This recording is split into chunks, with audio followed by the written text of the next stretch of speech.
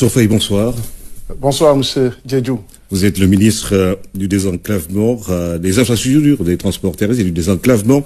Alors aujourd'hui, on voit 23 mesures annoncées par le Premier ministre Amadou Ba. La question que tout le monde se pose, c'est qu'est-ce qui change réellement après ce qui s'est passé en 2017? Je vous remercie d'abord, monsieur Djedjou, de cette invitation.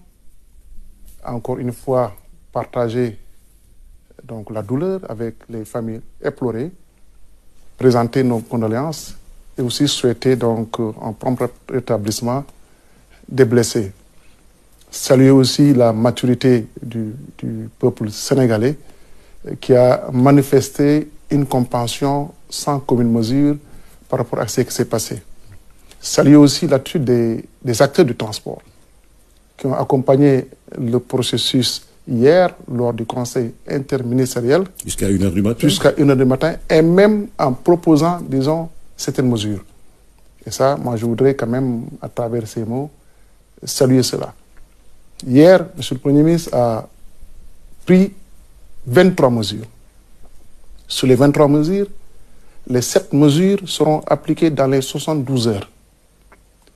4 mesures dans 15 jours.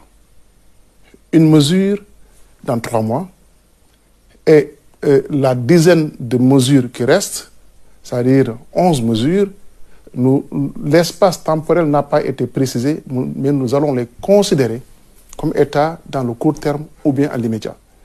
Et ça va changer beaucoup de choses. C'est un changement de paradigme, et l'État prendra toutes les dispositions pour la mise en œuvre de ces mesures. Naturellement, disons en concertation avec les acteurs, parce que les acteurs sont concernés. Les acteurs du transport, mais aussi tous ceux qui tournent autour donc, des métiers de transport, notamment ceux qui sont dans les pneumatiques. Puisque la mesure interdisant l'importation des pneus d'occasion est une mesure quand même qui aura une conséquence économique. Mais l'État prendra les dispositions pour accompagner tous ces acteurs. On a parlé d'une autorité qui serait chargée du contrôle du code de la route. Quelles seront ses prérogatives? Comment est-ce que tout cela va se passer? Les prérogatives de cette autorité seront définies dans le texte qui va l'organiser, mais c'est une sorte de DESCOS, disons, affectée au transport terrestre. La DESCOS qui travaille dans voilà, c'est à peu près une entité de cette nature qui sera un petit peu en pré-contrôle, mais aussi qui va permettre de suivre l'ensemble des mesures qui seront prises ou qui ont été prises pour non seulement il y a le code de la route, mais le respect donc des dispositions non seulement du code de la route, mais aussi toutes les mesures en tout cas autour donc de ces questions. Il y a une mesure concernant la circulation des véhicules de transport public de voyageurs de 23h à 5h du matin. Comment est-ce que vous comptez appliquer cette mesure? Mais vous savez, selon les statistiques, une bonne partie des accidents se passent la nuit, entre 22h et 6h du matin. C'est ce qui explique cette mesure. Et cela touche naturellement plus de 75% des véhicules de transport. C'est la raison pour laquelle cette mesure a été prise, d'interdire la circulation des véhicules de transport public de 23h à 5h du matin. Et les forces de sécurité et de défense seront mises en œuvre pour le respect strict de cette mesure. Parallèlement, il y a les heures d'ouverture et de fermeture des gares routières, puisque ce qui est demandé pendant ces heures d'interdiction, que les véhicules de transport ne soient pas donc aux abords des chaussées.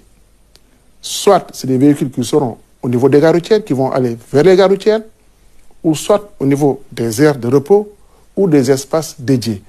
Raison pour laquelle l'une des mesures ici porte sur la réalisation des aires de repos, donc le long effectivement des axes routiers. Parce qu'on constate que la plupart des accidents sont dus au comportement de l'humain, aux défaillances techniques. Est-ce qu'aujourd'hui les conducteurs sont pris en compte dans le processus de sensibilisation et d'un règlement définitif de ces questions sécuritaires-là? Oui, 92% des accidents, facteur humain. 4% donc l'état du véhicule, 4% la route. Aujourd'hui, on a effectivement, en tout cas au niveau national, un réseau routier qui est l'un des meilleurs en Afrique, dans le top 10. Le facteur humain, 92%, comme je l'ai évoqué. Mais dans le cadre de la nouvelle loi, la loi 2204 du 15 avril 2022, il est question de chauffeur professionnel. Donc, pour prétendre à être un chauffeur professionnel, il va falloir respecter certains critères qui sont définis, non seulement à travers la loi, mais sera consolidé à travers effectivement un décret que nous allons prendre dans les meilleurs délais pour que maintenant la notion de chauffeurs professionnels qui vont suivre non seulement des formations, mais aussi un suivi régulier pour pouvoir effectivement permettre à ces usagers, à ces chauffeurs d'exercer leur profession en respectant maintenant, en tout cas, on a un comportement professionnel. Et c'est important parce que, par exemple, pour les bus scolaires, leur point de départ n'est pas contrôlé. Aujourd'hui, qu'est-ce qui va changer dans la configuration de ces bus-là et dans le règlement qui devrait les accompagner? C'est vrai, il y a ce qu'on appelle les gares routières publiques. C'est les gares routières usuelles. Bois-Maraîcher est une gare routière publique, donc agréée. Il y a ce qu'on appelle les gares routières privées. À l'échelle nationale, c'est vrai, il n'y a qu'une seule gare routière privée qui est agréée. Les autres sont tolérés. Mais nous allons prendre des mesures pour que ces gares routières privées puissent respecter les critères définis donc, en vue de leur agrément donc, et qui seront contrôlés convenablement donc, dans le cadre de l'exercice de leur profession.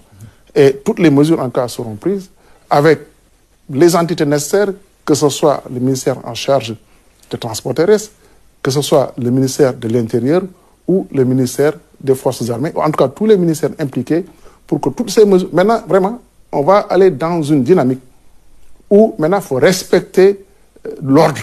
Il n'y aura pas de concession?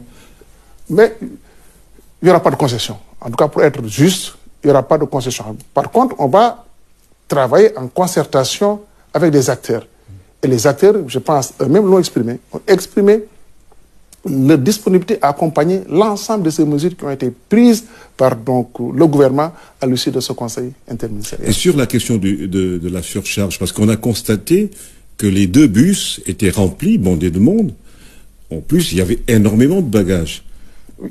Et ça déteint forcément sur la charpente de la voiture. Absolument. Et ça peut provoquer l'éclatement d'un pneu. Oui, absolument. Manifestement, le bus était en surcharge. Soit de marchandises ou en tout cas de personnes. Manifestement, il était en surcharge. Puisque même, semble-t-il que donc, sur les porte-bagages, il y avait donc, des fruits remplis comme ce n'est pas possible. Aujourd'hui, l'une des mesures concerne effectivement l'élimination, l'éradication totale des porte-bagages. Il n'y aura plus de porte-bagages au niveau des bus. Donc cela va quand même... Est-ce qu'ils ne vont pas mettre les bagages... Il est prévu dans les bus, effectivement, des compartiments en soute pour prendre les bagages, etc. Maintenant, s'il y a un excès de bagages, je pense que les usagers, ou en tout cas les conducteurs ou les professionnels, pourront prendre des véhicules dédiés aux bagages. Mais en tout cas, le bus en tant que tel, qui transportera des personnes, n'aura plus de porte-bagages au-dessus.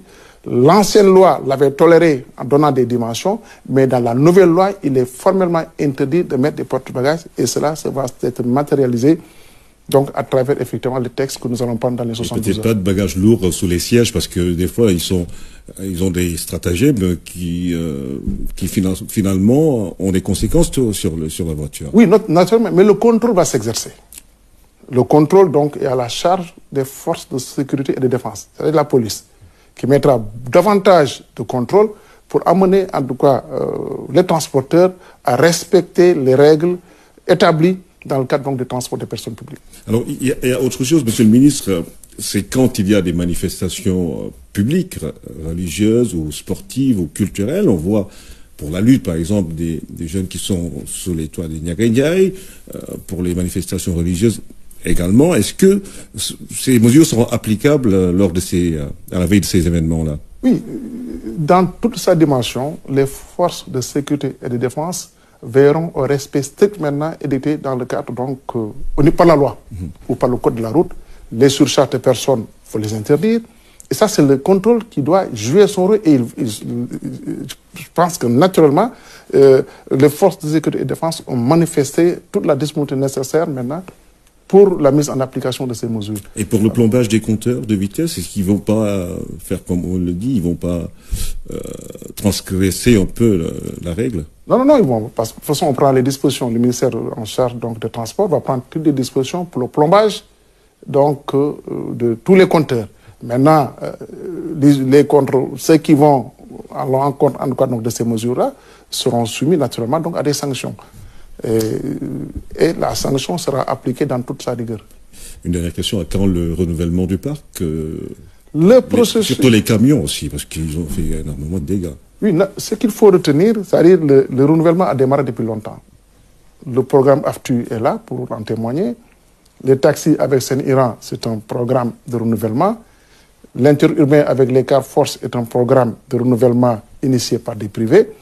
L'État va mettre des ressources au niveau du Fonds de développement des transports terrestres pour maintenant accélérer le processus de renouvellement au niveau de tous les parcs, que ce soit les gros porteurs, les bus, les minicars et même le transport urbain, les taxis et autres.